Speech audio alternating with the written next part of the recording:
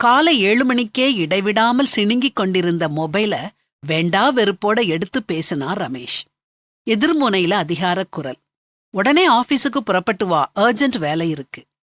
ஆணைக்கு அடிபணிஞ்சு அவசர அவசரமா குளிச்சு புறப்படும்போது, என்னங்க காஃபி பொடி தீந்து போச்சு, உங்க அப்பாவுக்கு காஃபி போட்டு கொடுக்கணும், வாங்கி கொடுத்துட்டு போங்களேன்னு சொன்னா அவன் மனைவி. காலையிலேயே ஆபீஸ்ல இருந்து அவசர அழைப்பு, அவசரத்தை புரிஞ்சுக்கிடாத மனைவி. எரிச்சலான ரமேஷ் அப்பா வீட்ல சும்மா தானே இருக்காரு, அவரை காஃபி பொடி வாங்கிட்டு வர சொல்லக்கூடாதா? சத்தமா மனைவி கிட்ட சொல்லிட்டு வேகமா ஆபீஸுக்கு கிளம்பி போயிட்டான். எரிச்சலோடும் சத்தமாவும் சொன்ன சும்மாத்தானே இருக்காரு அப்படிங்கிற வார்த்தைகள் தினசரிய புரட்டிக்கிட்டு இருந்த அவனுடைய தந்தையின் காதில் விழ, ச்சே, ரிட்டையர்ட் ஆகி 2 மாசம்தான் ஆகுது, 30 வருஷமா ஓடி ஓடி உழைச்சதுக்கு அப்புறம் உட்கார்ந்த 2 மாசத்துல இந்த வார்த்தைகளா? நம்ம மதிப்பு அதல பாதாளத்துல போயிடுச்சேன்னு ரொம்ப வருத்தப்பட்டாரு. மனசொடிஞ்சு காலை டிஃபனை சாப்பிடாமலே வெளியேறினாரு.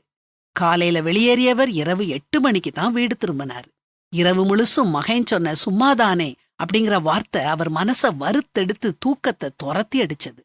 வழக்கமா 6 மணிக்கெல்லாம் எழுந்து விடும் அவர் மறுநாள் 8 மணிக்கு தான் அறைய விட்டு வெளியே வந்தாரு.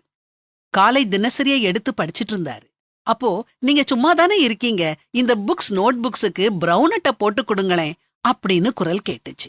அந்த குரலை கேட்ட உடனேயே செய்தித்தாளை மடிச்சு வச்சுட்டு சம்மணமிட்டு தரையில உட்கார்ந்து சும்மாத்தானே இருக்கீங்கன்னு சொன்ன பேரனை பாசத்தோட மடியில உட்கார வச்சுக்கிட்டே புத்தகங்களுக்கும் நோட்டுகளுக்கும் பிரவுன் அட்டை போட சந்தோஷமா தயாரானார் ரமேஷோட அப்பா.